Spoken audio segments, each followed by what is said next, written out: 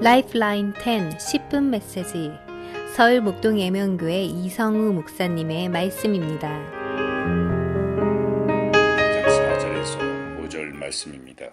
그 안에 생명이 있었으니 이 생명은 사람들의 빛이라. 빛이 어둠에 비치되 어둠이 깨닫지 못하더라. 아멘. 지난 시간에는 말씀의 절대 권위에 대해서 우리가 좀 살펴봤습니다. 말씀은 시공을 초월하는 하나님의 능력의 말씀이다. 시간의 구애를 받지 아니하고 공간의 구애를 받지 아니하고 이 하나님의 말씀이 선포되는 것에는 반드시 창조의 능력이 나타난다.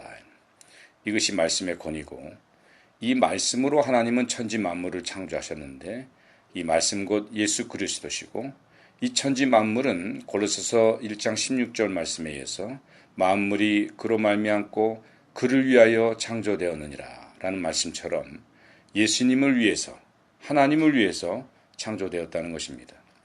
따라서 말씀이 우리에게 임하면 그 말씀은 우리에게 창조의 능력으로 우리에게 역사하는데 결국 우리를 하나님 보시기에 좋은 모습으로 변화시키는 능력이 된다는 것이죠. 그래서 우리가 하나님 보시기에 좋은 모습으로 됐을 때 하나님과의 관계가 회복되고 올바른 관계가 된 상태, 이 상태를 평강이라 합니다. 이 평강한 상태에 있을 때 복의 근원이 되신 하나님의 복을 얼마든지 받아 누리고 또 그 영광을 우리가 돌려드릴 수 있는 그런 은혜가 우리에게 임한다는 것이죠. 오늘은 예수 그리스도의 이 말씀 안에 생명이 있다는 이야기입니다. 여기서 생명이라는 것은 조회로 영생을 의미합니다. 여기서 얘기하는 영생의 이 조회라는 단어는 예수님과 더불어 의와 평강과 희락의 삶을 끊임없이 영원히 사는 것, 그것을 의미합니다. 우리가 만약에 암에 걸려서 고통 중에 있으면서 영원히 산다면 그것은 영생이 아니지요. 그것은 어떻게 보면 오히려 저주죠. 죽지 못해 사는 것인데요.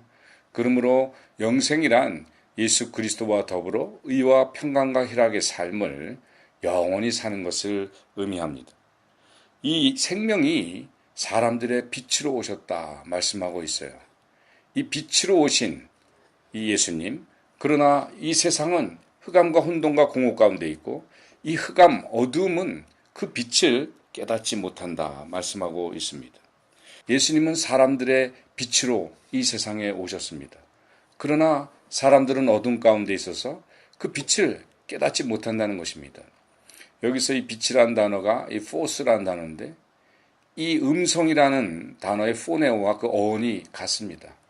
이 소리라는 그러한 포네오와 어원이 같아요.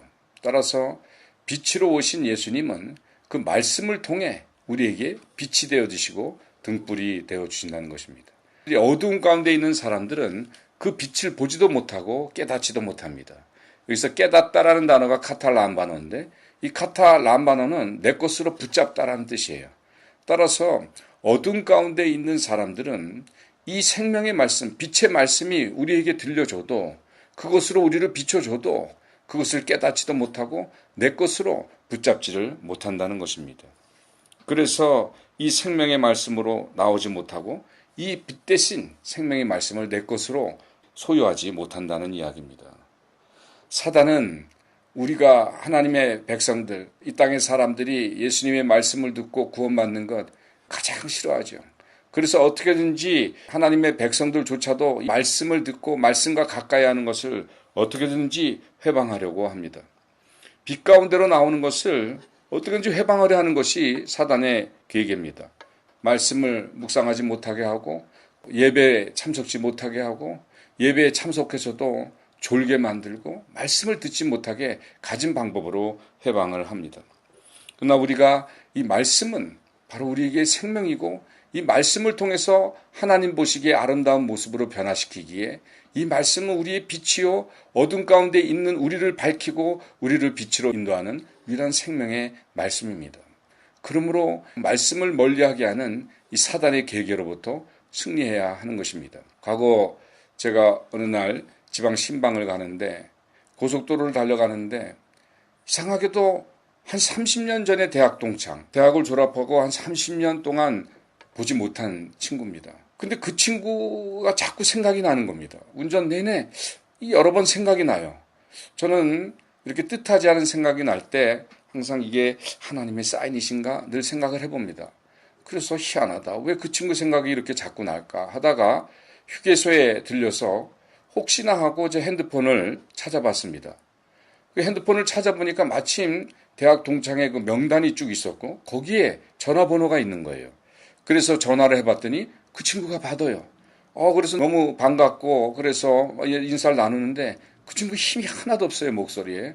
그래서 왜 그런가 그랬더니 제가 알기로는 그 친구가 그 삼성물산인가 거기에 다녔던 걸로 알고 있는데 왜 그런가 그렇게 물어봤어요. 그랬더니 내가 중병에 걸려서 지금 말기암인데 내가 좀 휴양을 하고 있네. 그래서 어디 있나 그랬더니 양평 어디 요양원에 있다 그래요.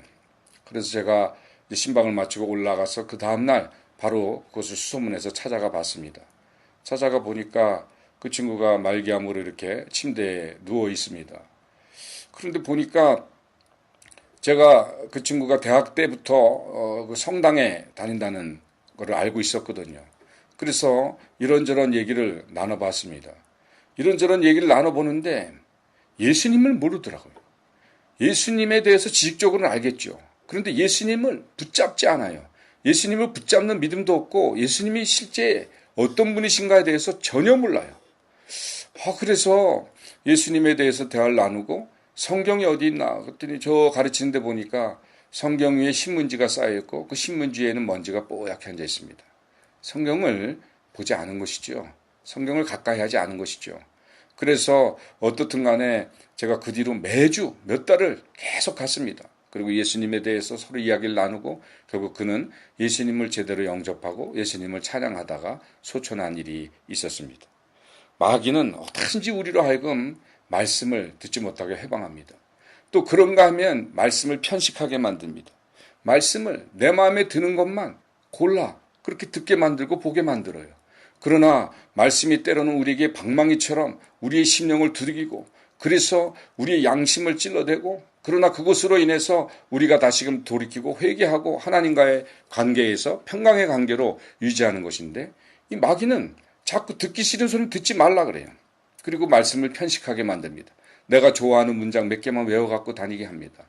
말씀은 편식해서 되는 것이 아니고 우리는 주님의 말씀을 주시는 대로 내가 말씀을 취사 선택하는 것이 아니라 하나님이 우리에게 주시는 말씀을 먹어야 되는 것입니다. 하나님의 그래서 명령이 중요합니다.